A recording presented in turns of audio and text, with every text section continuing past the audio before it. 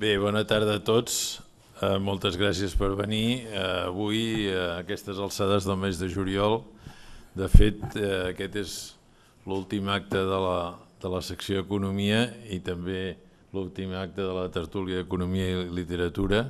Hem fet la clausura conjunta i d'alguna manera el seu coordinador, el Joaquim Parramon, ens parlarà d'un tema que no és ben bé un autor concret, un llibre concret, sinó del tema de la borsa i la literatura. El Joaquim Parramon ja fa molts anys que el conec, estava mirant el currículum i no sé quan, mai sé quan vaig conèixer la gent, sobretot quan passen de 40 anys. Però he vist el currículum que tenim alguna cosa en comú, per exemple els dos som tècnics d'administració especial de la Diputació, encara que no recordo haver coincidit a la Diputació, jo me'n devia anar abans que tu arribessis. Els dos hem fet econòmiques, els dos són doctors en econòmiques. Ell ha fet més d'economista que jo perquè ja des de la seva tesi, que es tractava de l'avaluació de projectes d'inversió, ha treballat molt amb aquest tema de financer, d'inversió, d'avaluació d'inversions, etc. Però els últims anys ja tinc la sensació que li interessaven més altres coses. Després he vist que havia fet de professor de periodisme i d'economia de periodisme i que havia escrit coses sobre literatura, té un article, un llibre, no sé si és un article o un llibre conegut sobre les idees econòmiques de Josep Pla, i d'alguna manera del periodisme a la literatura hi va molt poc i al final acaba escrivint coses com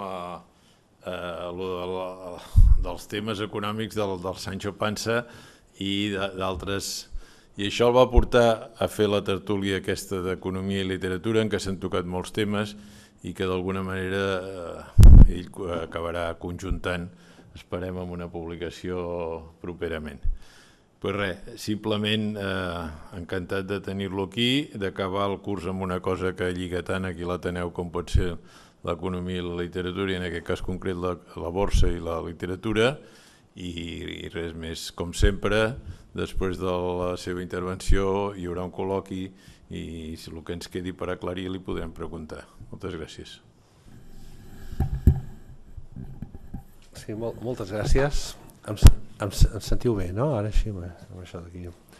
Sí, això de la literatura sí que va venir, o sigui, té a veure molt amb l'època que estava fent de classes de periodisme econòmic, que era una eina, un material didàctic, diguem-ne, una bona manera d'explicar, diguem-ne, l'economia a través de la literatura, no?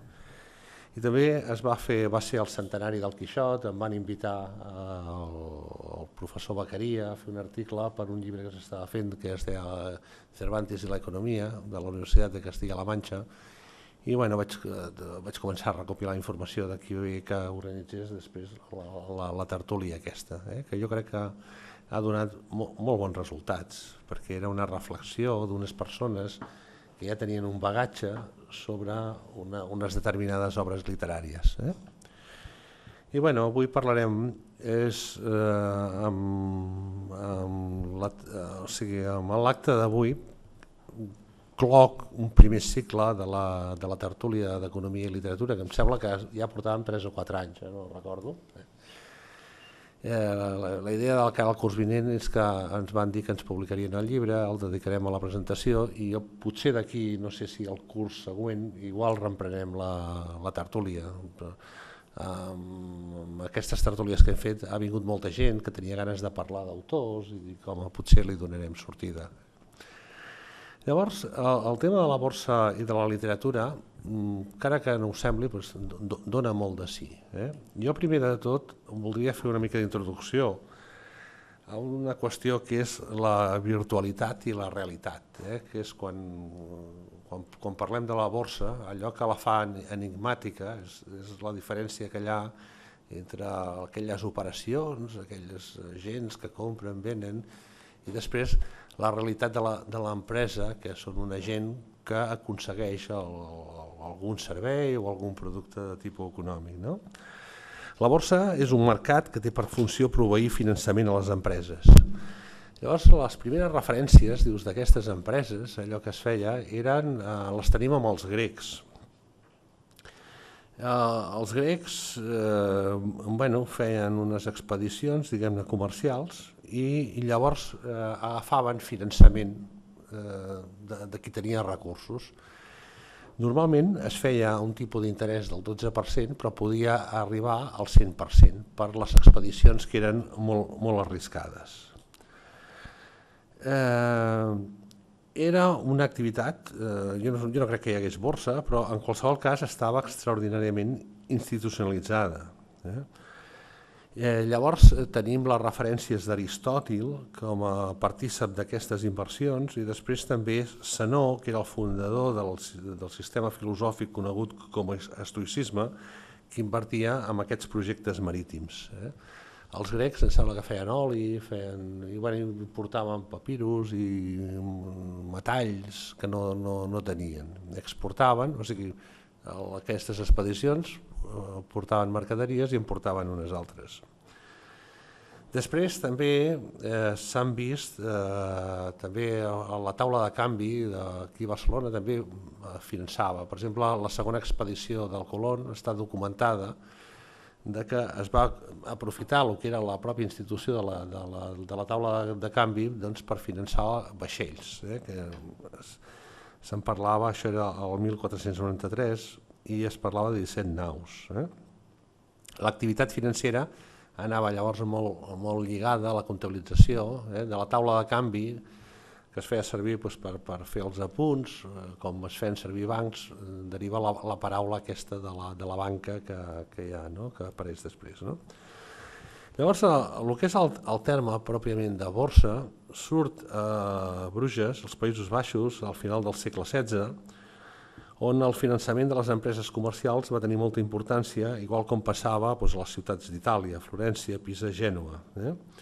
I aquestes institucions, aquests mercats es van anar extenent cap a Flandes i Amsterdam.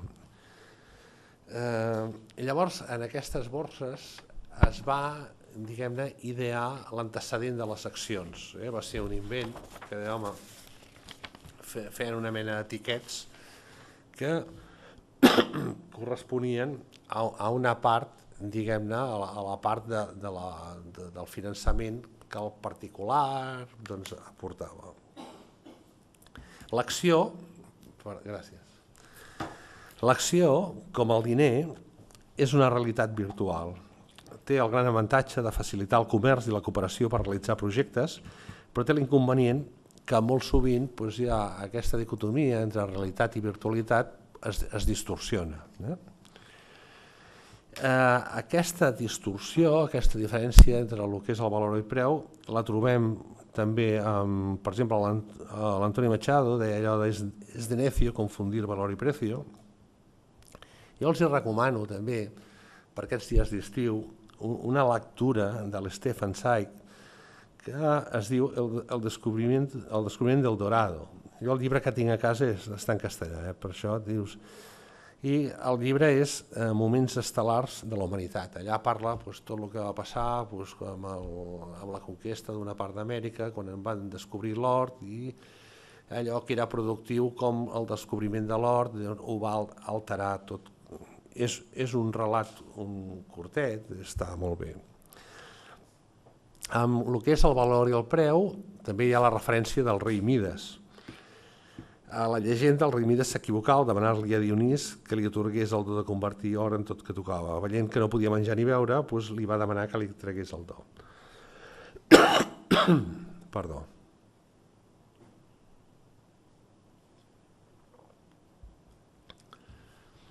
Després, també hi ha la figura del vedell d'or, que trobem a la Bíblia, no? Dius, i per què adoraven el vaixell d'or, el vedell d'or, si la riquesa estava amb els vedells, no amb el vedell d'or, no? Llavors, aquí també ens trobem, dius, home, què passaria? Dius, la importància que tenia l'or, doncs era això de mitjà de canvi, no? Dius, imaginem-nos un vedell d'or que es fes a parts, no? Es fessin monedes d'aquest vedell, dius, bueno, serviria per canviar unes coses per una altra. Aquí els economistes, l'Aristòtil va començar a parlar, quan parlava de l'intercanvi, feia referència al sabater i al constructor de cases.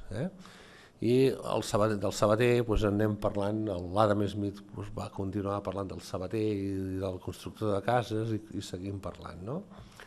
Llavors això de l'or servia perquè el sabater que fa les sabates li compri la casa i serveix perquè es posin d'acord amb el valor de les coses. Una observació és que dius, i si el vedell d'or li faltés una orella, no passaria res, es farien monedes més petites i el valor d'intercanvi continuaria sent el mateix, i si li faltés una cama, igual. De fet, si la moneda fossin pedres, tampoc passaria res sempre que aquestes pedres tinguessin exclusivitat, o sigui, si algú pogués posar pedres com a moneda en el mercat, evidentment alteraria el sistema de preus. I faig referència a això una mica per remarcar aquest aspecte de la virtualitat diferent a la realitat que té el diner i que tindran després les accions. Però, evidentment, un cop hi ha el diner, qui té el diner té el poder. Ja no el té el sabater, ja no el té el constructor, el té qui té la moneda. Llavors, en el llibre de Buen Amor, per exemple, trobem, diu, el diner fa doctor al neci, crea bisbes, cavallers senyors i fins i tot obre les portes del paradís etern. Llavors,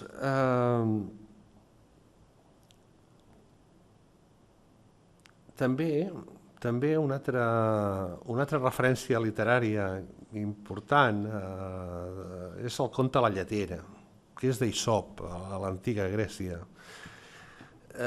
La lletera, en definitiva, és un projecte. La noia s'havia construït un relat, aparentment no estava malament, tenia una certa coherència, però al final el seu projecte se'n va en orris.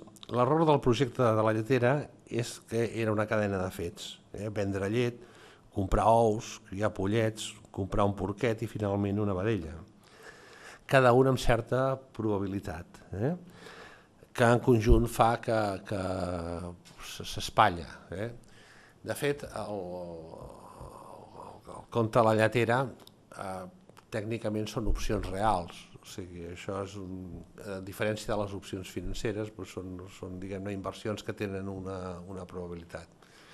És un conte, però en qualsevol cas, en essència, aquest relat que fa la lletera és com qualsevol altre relat. O sigui, quan es feien, hi havia projectes en la bombolla del .com, cap allà als anys 2000, que ja era el conte de la lletera, amb uns altres termes, o potser amb tan poca base com tingués el conte de la lletera, però essencialment era exactament el mateix.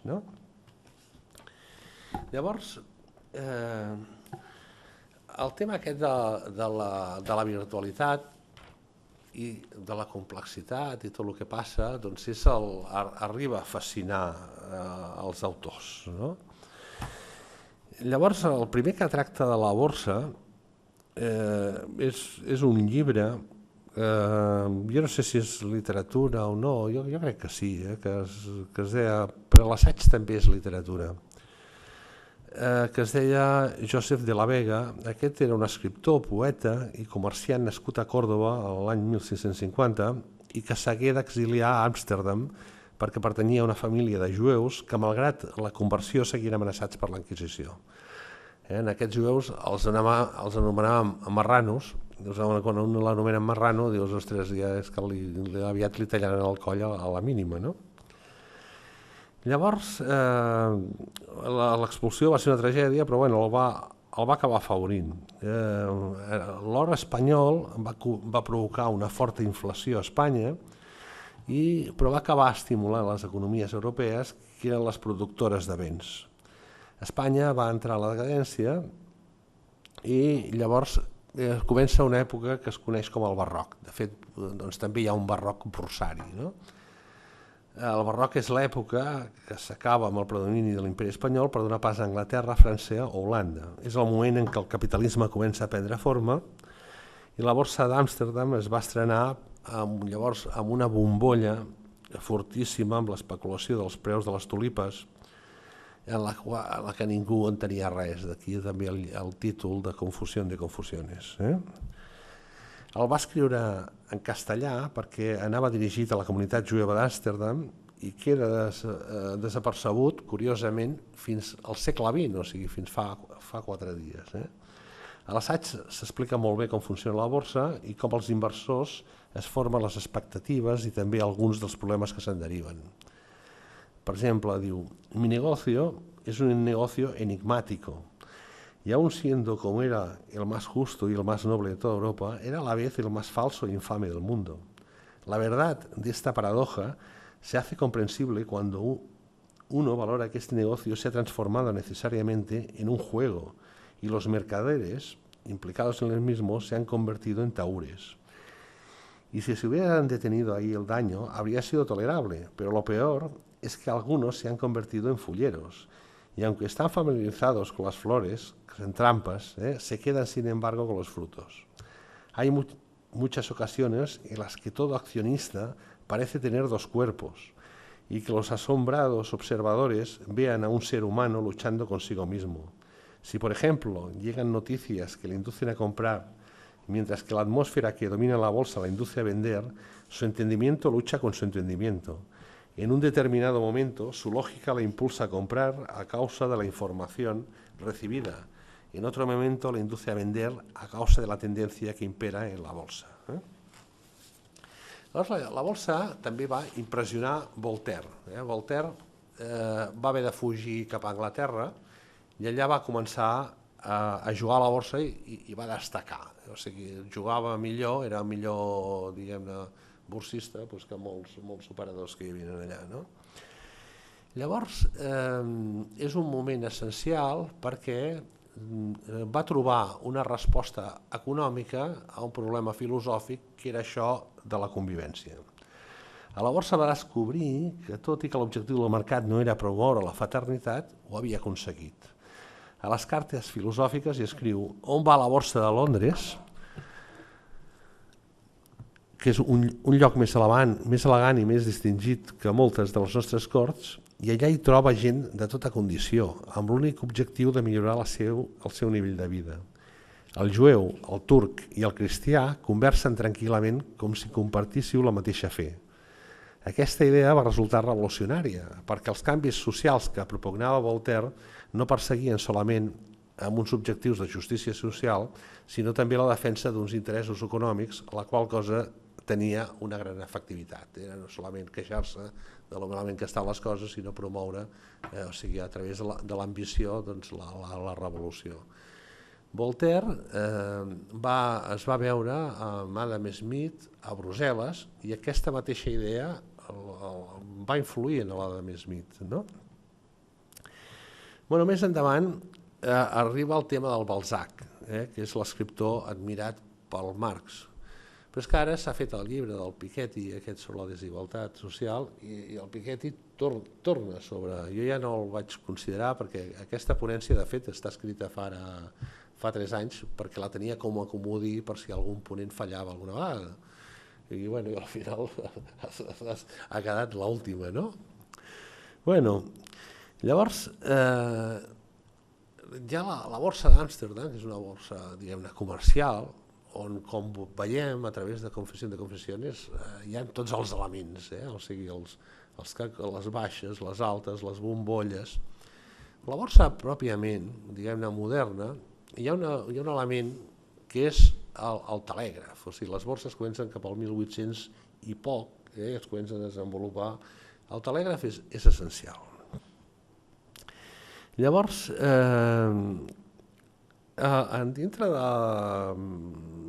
de l'obra de Balzac hi ha un llibre que és el que més incideix en la borsa, que es diu La Maison Nucingen. Hi havia Frederic Nucingen, és un banquer que començà la seva carrera com a empleat de la banca a Estrasburg i els seus negocis van prosperar gràcies a diverses fallides molt tèrboles. En una d'aquestes, o sigui, utilitza a la seva dona, ells havien la casa Nucingen, havia invertit en unes mines de plata a Amèrica. I llavors utilitza la seva dona tenia un amant, per fer veure que les mines de plata anaven malament. Llavors això li revela, la dona li demana cèntims a l'amant i li demana que no ho comenti ningú, això que es diu, i sobretot no ho diguis. L'amant ho diu, evidentment li xerra el primer que troba, i allà amb el boca a boca s'extén la notícia de que la casa Nucingen anava malament amb aquesta inversió. Llavors ell agafa un taur, que llavors d'aquests que hi havia un assessor, i llavors el convenç perquè les grans fortunes els digui que els hi canvia, diguem-ne, la seva inversió per dipòsits, amb una petita pèrdua, que era el 10%. Aquests s'hi posen i llavors la gent s'anima a la conversió per salvar, a més quedant molt bé el Nucingen amb tots els inversors, un banquer que pensa en vosaltres. I llavors ja els descomptes, els següents, va començar pel 10%, però després ja s'anava descomptant el 20%, el 30% i el 40%. Quan ja tenia la conversió feta, resulta que les mines no anaven malament, sinó que van arribar a un vaixell a Bordeus carregat de plata, i llavors les accions de la casa Nucingen es tornen a revaluar moltíssim, però ell ha polit el potencial benefici que tenien els seus inversors. No tots, en la novel·la surten uns banquers que el filen i llavors participen també en el negoci, a part de l'amant del banquer, que no entén res, que es fa, que guanya uns calarons i no sap d'aquells cèntims que li he deixat. El banquer basa la seva estratègia en 3 elements fonamentals. Disposa de quantitats ingents de capital, per l'època és un que té capital suficient com per manegar les coses, la qual cosa li permet afrontar un temporal financer, té informació privilegiada i finalment té la capacitat de crear creences col·lectives. Les creences col·lectives marquen el funcionament de la societat humana i Nucingen crea creences per treure'n profit. El sistema financer apareix com una organització social depenent de les passions humanes on els poderosos fan veure galet als individus. Essent el poder financer indissociable de la posició social, Nucingen, per instint de conservació, es fa baronificar, es fa baró, i fins i tot arriba a ser nomenat també pair de França i gran oficial de la Legió d'Honor.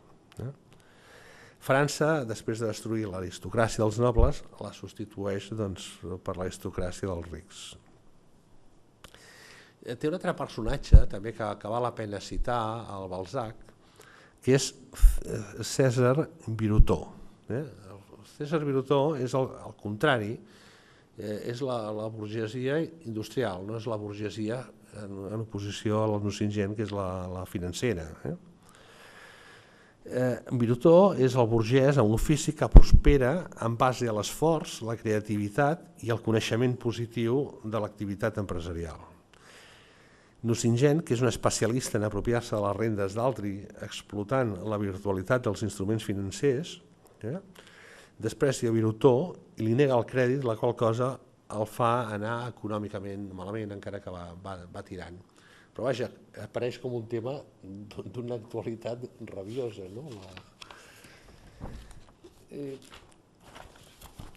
A part del Balzac, que com dic impressiona, Després ve, ens trobem també amb el Jules Verne, en aquesta fase, diguem-ne, de borsa amb telègraf. Jules Verne és que havia sigut agent de canvi borsa, en el seu cas, abans de fer llibres de ciència-ficció. Llavors, a la volta al món en 80 dies, ell fa una aposta... Perdó. I això de l'aire condicionat fa...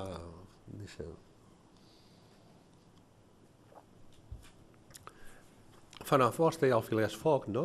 Que diu que donarà el món la volta al món en 80 dies, i aquesta aposta arriba a cotitzar a la borsa de Londres, no? I llavors les accions pugen i baixen segons les coses que van passant. Aquí hi ha una contraposició molt clara entre el paper de la borsa, que són els observadors, els que estan, diguem-ne, al darrere la barrera, i el que està, diguem-ne, torejant amb les circumstàncies, l'empresari seria, que és el Phileas Fogg, que va fent la seva, no? I de com, o sigui, la realitat es pot distorsionar en un cas, no? Ell només sortir de Londres, hi ha una informació que apareix en una revista, que era de la Societat de Geografia, i llavors ja baixa la cotització de la... Després també hi ha un robatori i es van pensar que, o sigui, mentre ja estava fent el viatge, que havia sigut el Phileas Fogg, no? Després es va descobrir que no, es va aclarir, però ja s'envia, hi ha el telègraf, un despatx a Bombay perquè el detinguin, amb la qual cosa les accions del, diguem-ne, Phileas Fogg baixen. És continu aquest, diguem-ne, aquest moviment del telègraf donant notícies i les accions pujant o baixant, i en qualsevol cas ell fent la seva. Era un home que tenia que enfrontar-se, o sigui, si no li funcionava el tren tenia que agafar un altre mitjà de transport, o sigui, a la realitat, diguem-ne, de la seva aventura. Llavors, al final tot acaba bé. També hi ha una altra cosa que es veu en aquesta del Phileas Fogg, no? Jo em sembla recordar que l'aposta que havia fet era de 20.000 lliures, no sé si es referien a la meitat de la seva fortuna, no? És com a través de la borsa, dius, és igual que el benefici de l'empresa sigui 20.000 lliures, s'haguessin, d'acord, com que allò el que es feien eren unes apostes, algú podia haver guanyat 20.000, 40.000, 1 milió de lliures o haver-les perdut. O sigui, la borsa es veu molt clarament, dius, independentment del projecte, diguem-ne, empresarial que s'està considerant, a la que ja hi ha un joc i hi ha un sistema de distribució que serveix perquè uns agafin els cèntims dels altres, independentment d'aquell projecte, independentment de la... que sí que influeix, però influeix, diguem-ne, amb les expectatives. Llavors, clar, el que valora a la borsa, al final, dius, és un relat, o sigui, aquell projecte, el projecte de la lletera o el projecte que sigui, dius, que té una consistència, dius, és en definitiva el que la borsa li dona, se'l creu, o sigui, canvia la valoració que fa d'acord a cada moment, però ara puja, baixa, no? Però és un relat, en definitiva, el que s'està valorant, no? Per tant, és una cosa que és associada indissolublement a la borsa, és què passa amb les veritats o les mentides. Dius, és que si dius mentides, potser la borsa també te les pot, o les exageres una veritat, Llavors, aquests elements, amb el pas dels anys, continuen igual. Actualment el que ha augmentat, estem en la fase de la complexitat. Però la borsa té aquella mateixa funció que calia finançar amb les singladures dels vaixells, i té un caràcter virtual que pot encaixar més o menys en la realitat. És a la vegada un mecanisme per ajudar a la generació de riquesa i també un mecanisme per a que espavilats s'apropiïn de la riquesa generada pels altres, falsejant aquesta correspondència entre realitat i virtualitat. Hem vist com l'ús de les mentides, com els utilitza Nucingen. També surt un altre, en el Conde de Montecristo, també utilitzen per venjar-se, i també la cosa va pel telègraf, o sigui, pel sistema de comunicacions, que en el Conde de Montecristo era per senyals, diguem-ne, lumíniques. Llavors hi havia un que tenia bons del Regne d'Espanya, i llavors utilitzen una informació, falsegen una informació, aquell pren unes decisions inadequades i l'arruïnen. Aquests tipus de mentides han estat fàcilment percebudes pels escriptors. I quan ja hi ha, diguem-ne, bombolla, la cosa ja es fa molt més complexa. O sigui, no surt tant a les novel·les, hi ha cosa més d'especialistes.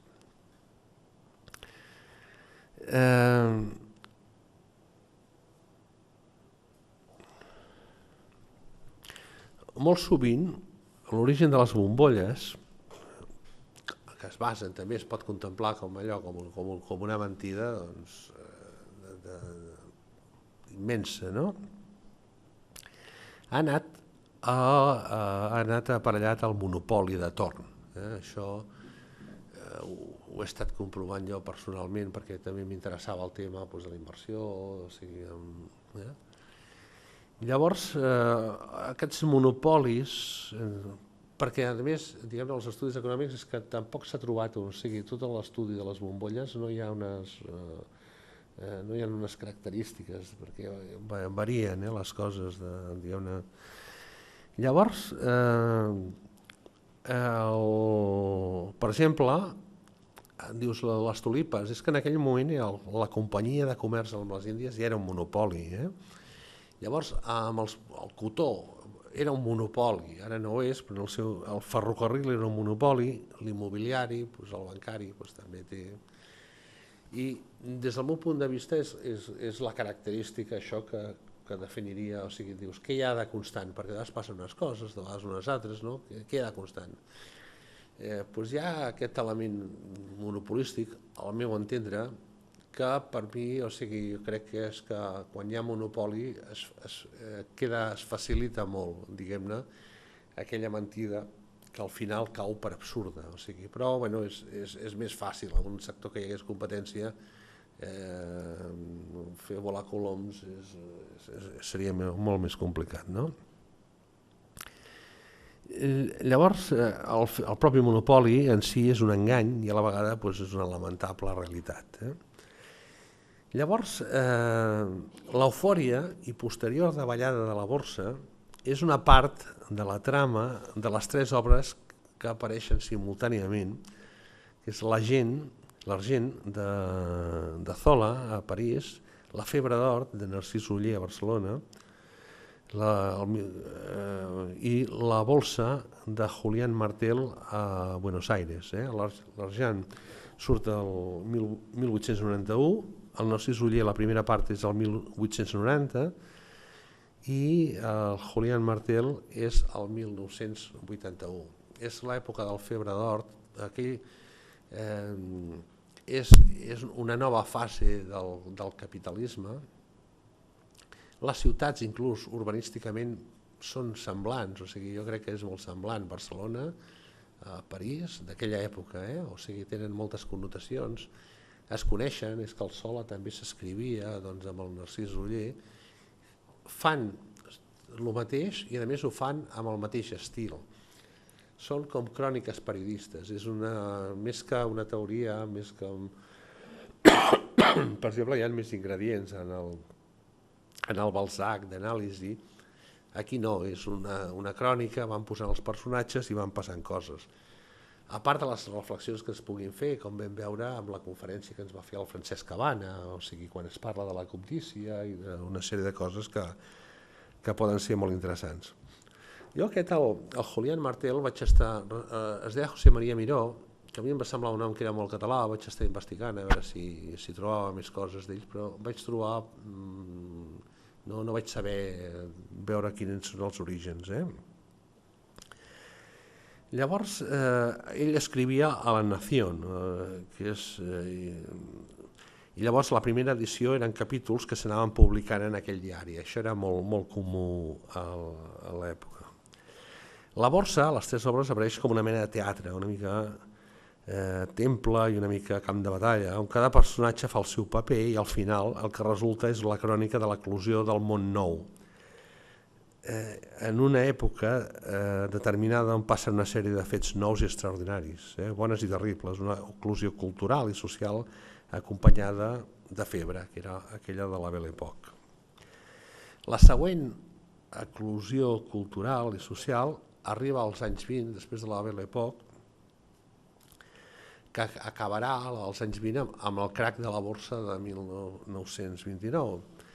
Jo, per mi, per entendre el segle XX és el segle de les masses, no?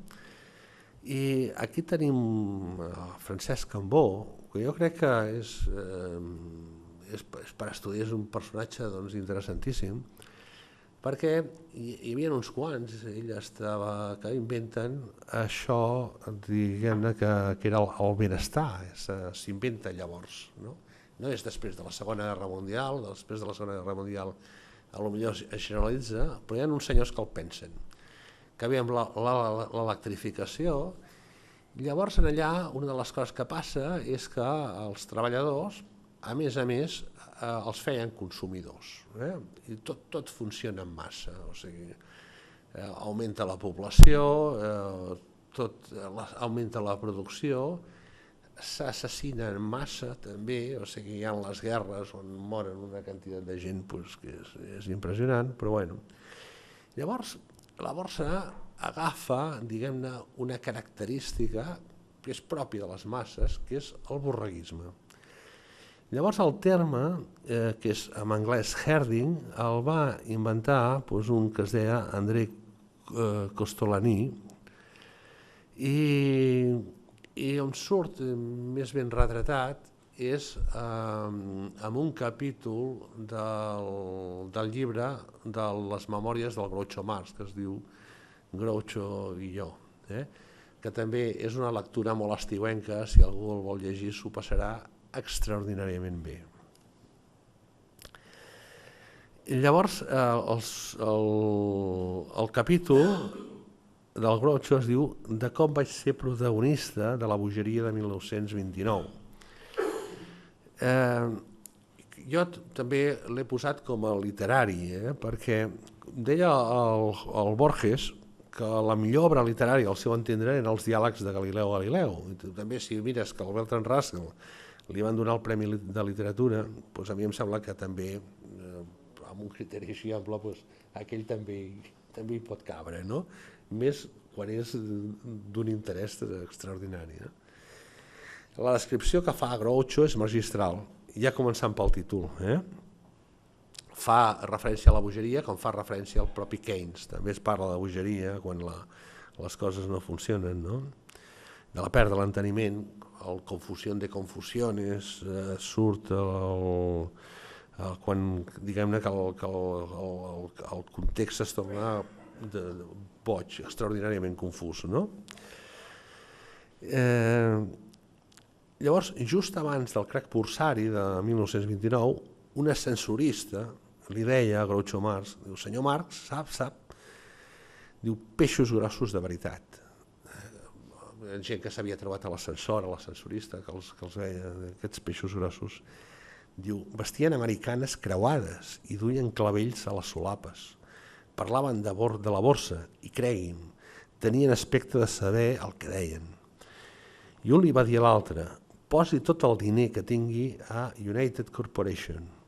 I amb aquesta informació el Groucho Marx compra accions de la United Corporation. No? Això que li passa al Groucho no és un fet aïllat. És molt habitual a la borsa que, d'acord amb el procés de fabricació de creences, es produeixin processos de contagi informatiu. Les cotitzacions de les accions abandonen la racionalitat i evolucionen segons un estat d'opinió general que no se sap ben bé d'on surt. L'inversor Herding decideix invertir basant-se en una informació amb escàs fonament i rigor que li arriba per contagi, com és el cas de Groucho Marx abans del crac de 29. Llavors pujava tant la borsa l'any 1929 que Marx li preguntava al seu agent, no l'ascensorista, quant de temps podia durar allò? I la gent afirmava, diu, no sé gran cosa de Wall Street, però és que el que fa que aquestes accions continuïn pujant, què és? No hi hauria d'haver-hi una relació entre els guanys d'una companyia, els dividends i el preu de venda de les seves accions? Groucho, evidentment, posa el dit a la ferida, però rep la següent resposta. Diu, senyor Marx, el que vostè no sap sobre accions serviria per omplir un llibre. Hem deixat de ser un mercat nacional, ara som un mercat mundial. Groucho té ambició, pensa que pot guanyar diners, vol invertir i és conscient de la vegada la seva ignorància que substitueix per la confiança amb l'expert. Llavors, amb el crac del 29, Groucho, que seguint la brama de l'ascensorista va comprar les seves accions de la United Corporation per $60, les hagué de vendre per $3,5 cada una. Acaba diguem-ne, el seu capítol de les seves memòries qualificant de porqueria tot allò que escrivien els analistes borsaris i sintetitza aquella informació, aquella situació amb la frase d'un amic seu que li diu, Marx, la broma s'ha acabat. Després del 29 hi ha hagut més bombolles i la més important de totes, van haver-hi la del .com, però la més important de totes és la del 2008, que encara és recent, per veure quins efectes té sobre la literatura. De moment, l'única cosa a destacar que no hagi estat observada en crisis anteriors és la possibilitat de qualsevol galifardeu del món borsari per a produir un perjudici greu com a conseqüència de la major complexitat i retroalimentació. Aquí jo crec que hem passat de les èpoques, o sigui, al començament, aquelles borses d'Amsterdam eren borses, diguem-ne, per satisfer l'intercanvi comercial, el capitalisme comercial. Després, com he dit, ve, diguem-ne, la borsa a partir del telègraf. Després, la borsa, diguem-ne, de la industrialització, de la Belle Époque.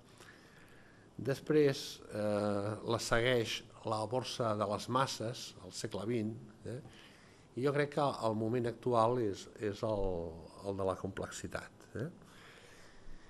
Amb la complexitat continuem tenint-lo de sempre, continuem tenint relats. El que passa dels relats és que no sempre funcionen, per bé que estiguin construïts, doncs de vegades hi ha altres factors que s'imposen. O sigui, la característica de les complexitats és que, per exemple, hi ha moltes teories bones. De fet, això ja observava Keynes, quan, diguem-ne, amb els diferents tipus d'inversor, hi ha inversor que és fonamentalista i analitza com va la companyia, hi ha inversor que és del tipus matemàtic i que analitza el conjunt del mercat i fa càlculs, diguem-ne, de risc. Hi ha l'inversor tipus Herding, que es basa en les brames i el que es pugui dir. Llavors, aquests en l'època del Keynes ja estaven identificats. I una cosa curiosa que ja advertia Keynes és que un mateix pot prendre, o sigui, ell mateix havia sigut els tres tipus d'inversors. Per què? Per què passa això? O sigui, totes les teories tenen la seva coherència. El que passa és que les circumstàncies, de vegades s'imposen uns aspectes i de vegades uns altres. L'anàlisi matemàtic de la borsa, sota condicions de molta estabilitat, més o menys funciona. Si no, no. L'altre dia, per exemple, feien un programa per la tele d'uns nanos dels Estats Units que els donaven crèdits i que després se suposava que quan treballaven havien de poder pagar. I ara no els poden pagar. Dius, què ha passat? Home, abans la banca tenia uns directors i aquests directors eren gent que s'equivocava poc. Ara hem substituït el sistema dels directors per uns gabinets de risc que fan càlculs matemàtics i llavors calculen la probabilitat, però veiem que s'equivoquen també. En aquest cas, per què s'equivoquen? Evidentment perquè han canviat les circumstàncies, o sigui, la probabilitat de trobar treball tenint una determinada formació no és la mateixa ara que quan es van fer uns anàlisis. I una altra cosa que sortia, que era molt interessant, era que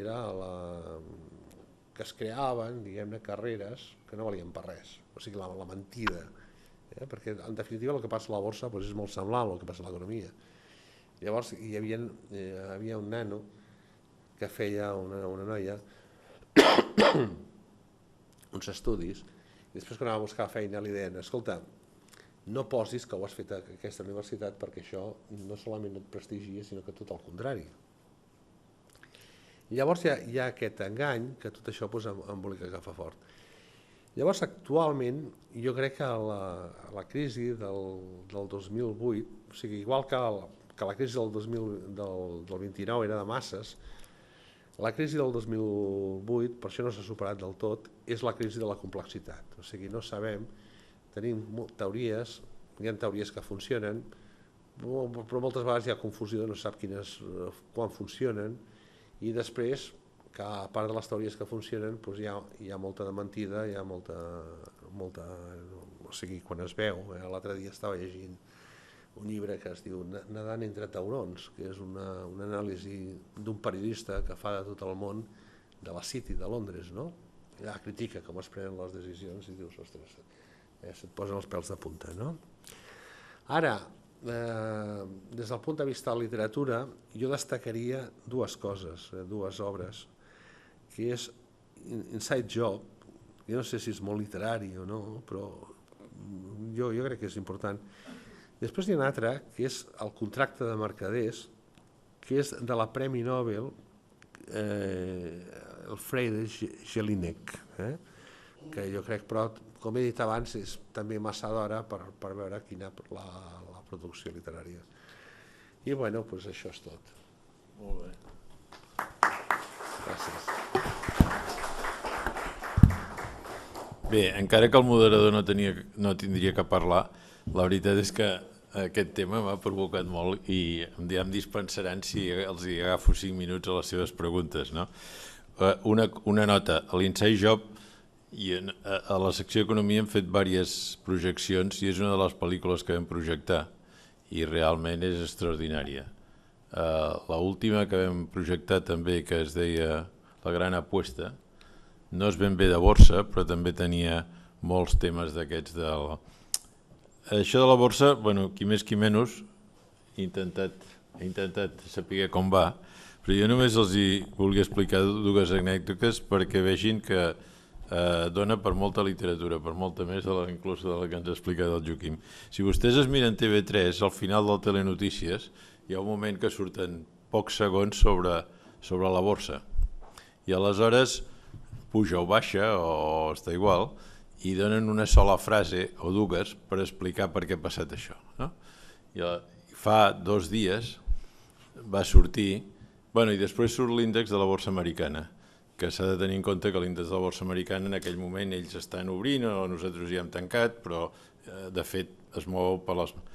I l'altre dia va sortir que aquí havia pujat la borsa, ara fa la setmana passada, res, un 1%, un 2%, i el comentari era això és degut als bons resultats que han tingut als Estats Units sobre l'atur i sobre no sé quina altra cosa. I a continuació van explicar que la borsa de Nova York ha tancat amb unes pèrdues del 0,2%, que no sé si és per als resultats que havíem tingut aquí o què passava, però vull dir, van molt despistats. I en relació a la literatura, molt despistats els que en saben. Vull dir, no sé. Una de les coses que vigilen més als Estats Units, precisament per tot el que estem explicant, l'Agència Federal de Borsa, que no sé el nom concret que té, és la gent que guanya massa sovint en borsa, perquè no es creuen que hi hagi ningú que ho faci perquè en sàpiga molt. Vull dir, es creuen que hi ha alguna trampa. Aleshores tenien un tio a Califòrnia que el tio cada setmana o cada X guanyava, comprava uns valors diferents i aquells valors pujaven, el tio se'ls venia i van començar a investigar.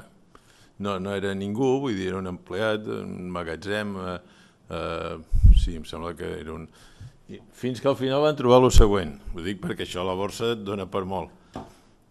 La redacció del The Economist es fa a Nova York, a la costa est, i al vespre s'envia, no s'imprimeixen tots els exemplars, no era el The Economist, perdó, era o el Newsweek o el Time, no ho sé, s'envia a l'altra costa perquè es faci la impressió per l'altra zona. És a dir, que aquest senyor, perquè treballava en una empresa d'editorial o el que fos, tenia accés a la versió d'això una nit abans de que sortís. Resulta que als Estats Units hi ha molt seguiment dels gurus aquests que publiquen aquest mes, aquesta setmana, comprin això, comprin allò, i aquest es limitava simplement a tenir aquesta informació menys de 24 hores abans, simplement que abans de que sortís la revista, ell sabia què recomanarien. Ho comprava quan encara no estava recomanat i aleshores ho van encertant, aquest li van posar una multa, tal... Perquè jo crec que la borsa, després de donar-hi moltes voltes, només es pot guanyar si tens molts diners, si compres quan baixa i vens quan puja. Llavors, tu compres, ara està baixant, jo compro i m'espero a que pugi, pots esperar-te 10 anys, o 15. Llavors, quan puja, com deia aquell que no era el Groucho Marx, però era un milionari americà, quan el meu xòfer em pregunta què haig de comprar a la borsa, jo venc. Doncs això, quan la gent compra borsa perquè diu que la borsa va molt bé, si tens quartos tens que vendre i esperar-te. Quan baixa és quan tens que comprar i, esclar, això només ho poden fer els que tenen molts quartos i algun d'aquests s'ha forrat amb aquest sistema, no és original i ni està patentat, el poden fer servir, però vull dir, en tot cas, només ho dic perquè la borsa pot donar i donarà per literatura perquè les claus de com funciona, i cada vegada més complexa, estic d'acord, ni són fonamentalistes perquè hi ha empreses que van bé i baixen, ni són chartistes perquè encara que tingui forma d'esquena d'asa i després d'esglaó no sé què, resulta que un dia això tampoc funciona, ni són res de res. Vull dir que no és com les apostes de futbol, jo diria que les apostes de futbol són molt més segures en aquest sentit, però en tot cas ho podríem fer. Ara, després d'haver-los robat aquest moment, a canvi els hi faré d'ordenança i els hi passaré el micròfon.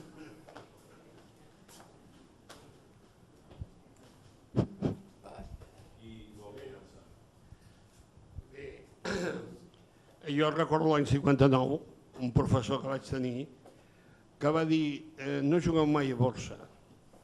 Diu, jugueu a borsa, si teniu mig milió de pessetes aquest temps i sou amics del fill del ministre. Vol dir tenir informació privilegiada. Un exemple d'això és el que va tenir, o ha tingut, en el seu temps la monarquia espanyola. És a dir, al Palau de Marivent hi havia hagut visites d'aquest tipus. Ho sé, perquè tinc informació directa d'una persona que estava al costat. I per tant ell comprava i podia vendre amb bastanta garantia de benefici. L'altra pregunta, la pregunta meva, com es diu que ara és de la complexitat. Perdó?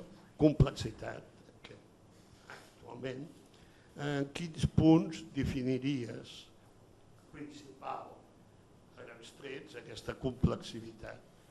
I després, si has fet un repàs sobre en Borja de Riquer, el llibre que ha fet últim, aquest de Cambó, l'Argentina, que ha sortit del Cambó, aviam si és... Això crec que és bastant recient. És per compensar el Groucho Marx, Aquest no es posaran contents, amb aquest els agafarà bastanta mala... Aquestes són les dues preguntes meves. La pedagogia, la complexitat, quins punts essencials podien usar com a punts principals, i l'altre, aquest llibre de Borja de Miquel, que vol Argentina. Sí, què fas? Síntesi. Facin 2 o 3, no? Passa cap enrere si algú més... No, ja. Ànimos. No, és que si no tornarà a preguntar ell, No. Res, contesta. Sí, començo per lo fàcil, que és el llibre, que no l'he llegit i per tant ja està contestat. Fa posar els peus de punta. Sí. El que surt al diari de corrupció és de nens, al costat del que explica aquest llibre. Sí, jo de totes maneres ja he citat el Cambó, jo el Cambó el tinc molt ben considerat. O sigui, el Bertrand Russell sí que parlava de corrupció, diu, no, si és que això hi ha corrupció creativa i corrupció destructiva, no?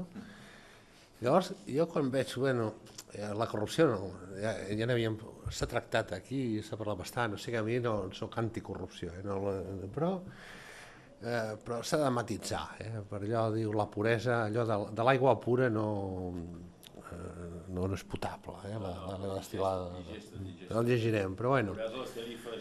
Però no un matís, a mi en qualsevol cas... Les tarifes elèctriques de Buenos Aires ja veuràs... Sí, però bueno, hi ha una diferència en qualsevol cas entre els empresaris, dius, quan un empresari és enginyer de ponts i camins i observa unes oportunitats amb les quals s'ha de posar d'acord amb el ministre o no, que un empresari que dius, mira, era el tonto de la classe, que és on estem ara, dius, mira, i aquí per la carambola, no sé què, no sé quantos, o sigui, i llavors dius, ostres, això és la catàstrofe. Jo, entre el Cambó i el Macià, em quedo amb el Macià, però allò de visca Macià, mori Cambó, la veritat és que no m'ha agradat. A part, el Cambó era... Llavors, dius, ostres, jo l'he citat definint, diguem-ne, el canvi de segle, o sigui, allà el pas de la Belle Époque, diguem-ne, a la societat de masses, no? Llavors, clar, era un tio que era amic del McKenna, del banquer, o sigui, el qual respectava molt també el Keynes. O sigui com sigui, era un personatge que tenia idees i després que tenia empenta, o sigui, des d'un punt de vista social. No l'empenta que dius, quan veus el que hi ha ara, que dius, és que anem al precipici, no? El Keynes, gran jugador de borsa. Què? El Keynes, gran jugador de borsa. El Keynes també era... Sí, el Keynes... I amb èxit i amb els seus sobresalts i amb les seves contradiccions, perquè dius, és que una cosa és el Keynes que escriu i després el que es troba a la realitat, dius, escolta, un fa el que pot i dius, no? Però jo no el conec, que ja el mirarem.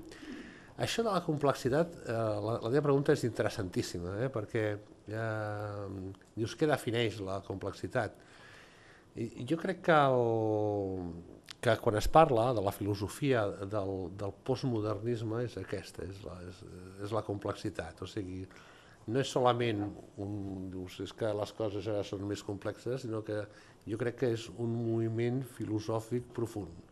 O sigui, que abarca la pintura, o sigui, diguem-ne, igual que en el segle XX les masses, quan el Cambó s'inventa allò del benestar i de l'electrificació, de la pesca, doncs surt el Picasso, per exemple, l'art de la postmodernitat és els fractals, les coses aquestes rares que un veu, no? Llavors, per mi, la complexitat és el que t'he definit abans de... Primer ho he deixat anar, dius, allà va, tampoc volia parlar tot això, però ja que surt la pregunta, doncs estupendo. Jo, el meu punt de vista és això, és la convivència simultània de discursos que tots són coherents, o sigui, la complexitat en economia és diferent, o sigui, Per exemple, en borsa no s'ha trobat als matemàtics cap model complex de caos imitant el que havia passat, diguem-ne, el que s'havia fet en física. O sigui, tot això no funciona. Igual que s'han trobat altres coses, per exemple, a curt termini amb la borsa, estan els físics perquè a curt termini sí que funcionen les tendències. I llavors a veure qui va més ràpid, i llavors surten els físics que el que fan és fer, diguem-ne, models i amb això l'endevino, no? I tenen aquests, diguem-ne, aquesta gent que està a la City, que es diuen quants, que són normalment això, matemàtics, físics, que estan analitzant, no? I llavors el tema aquest que he dit abans era de dir, no, dius amb economia, dius d'altra banda, que no s'han trobat uns models, però hi ha una complexitat evident, no? La complexitat, llavors, sobretot la complexitat es manifesta d'aquesta manera, o sigui, nosaltres tenim una teoria que és coherent, que pot ser extraordinària, pot ser petita, gran, o sigui, jo què sé, posem per cas la llei de Malthus, no? La llei de Malthus és coherent, però no es compleix. Dius, per què? Dius, per què en altres factors? Dius, i una altra llei, dius, la llei que diu d'aquesta que l'oferta crea demanda. Coherent no és que l'oferta crea demanda. Diu, però no t'agafis a aquesta llei perquè no funciona. Diu, i la teoria, diguem-ne, de les finances que tenen 4 premis Nobel? Home, coherent no és, però tampoc ha funcionat com s'ha pogut veure, no? Llavors, al final, dius, no, és que hi ha altres factors. Altres factors, el que hi ha és un sistema d'una complexitat brutal. Llavors, dius, però no tirem a la bessura el Malthus, no tirem a la bessura res. Algunes coses jo potser sí que les tiraria, però en definitiva, dius, la descripció de la complexitat en economia és això, que hi ha una sèrie de variables que juguen d'una manera molt diferent, i llavors anem trobant teories i coses sobre temes parcials, però ara funcionen, ara no. Després hi ha altres qüestions, que és la retroalimentació, o sigui, per exemple, una de les coses que passa ara és que la banca s'enganya, però la banca sempre s'ha enganyat, o sigui, la banca no és conscient que crea diner. O sigui, un banquier el deixes i crea diner. Llavors estan prenent decisions i llavors es parla dels riscos sistèmics. Què són els riscos sistèmics? Que tot el sistema se't ve de dalt a baix, no? Dius, per què? Perquè entre tots plegats. Llavors, per mi la definició de complexitat és això, o sigui, d'una situació on hi ha una multiplicitat de factors que juguen, com se sap, com sempre ha passat, i després de teories, diguem-ne, que t'expliquen aspectes parcials i que de vegades s'imposen i de vegades no. Perquè aquestes teories, com per exemple Malthus, més comptablement un balanç estàtic, en un moment estàtic, poder-lo basar en un moviment dinàmic. No pot funcionar mai això. Ell basa les variables d'un moment donat, que després és com això tot compleix. Perquè és una cosa estàtica d'un moment, ho vol posar en funció d'una dinàmica lineal, per dir-ho així. Hagués pogut... Pot servir per explicar un problema, però no serveix per explicar un procés econòmic. Sí. Vull dir, i clar, avui senti tot el que hi ha en un fons especulatiu. Malthus, el pròleg, per exemple, del seu llibre, li fa al Keynes, quan després es reedita. I ara, si agafem, per exemple, l'economia de l'ecologia, tot això, està a l'ordre del dia. No serveix per el que va dir, també, per la població, però en canvi és un tio potent. Ara posa un problema, posa un fet, en un moment, per exemple, en una cosa, en uns variables estàtiques. I bueno, si això evolucionem així, això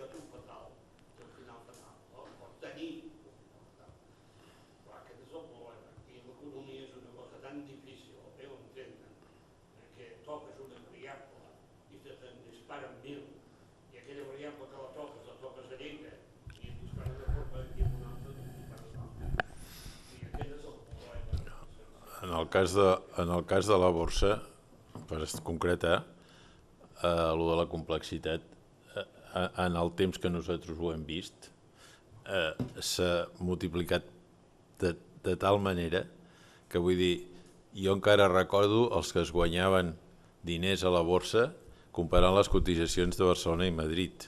I ja hi havia el telègraf, ja hi havia el telèfon, però hi havia uns jugadors a la curta que guanyaven cèntims perquè hi havia uns cèntims entre Barcelona i Madrid.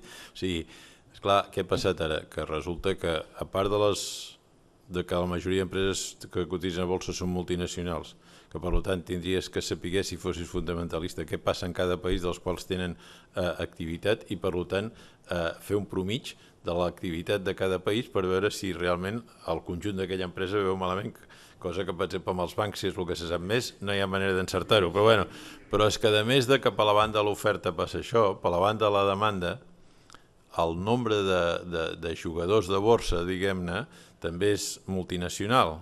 Llavors, que el fons de pensions dels funcionaris de Los Angeles es vegi afectat per una caiguda de la bolsa de Xangai o per una caiguda de la bolsa de Hong Kong, això és normal. Això passa ara perquè aquells tios, els del seu fons d'inversió, que tenen que col·locar uns paios que estan en un despatxet a Los Angeles però que tenen que col·locar el fons de pensions de 50.000 funcionaris, doncs han trobat que el títol millor és un que s'està cotitzant a la bolsa de Hong Kong.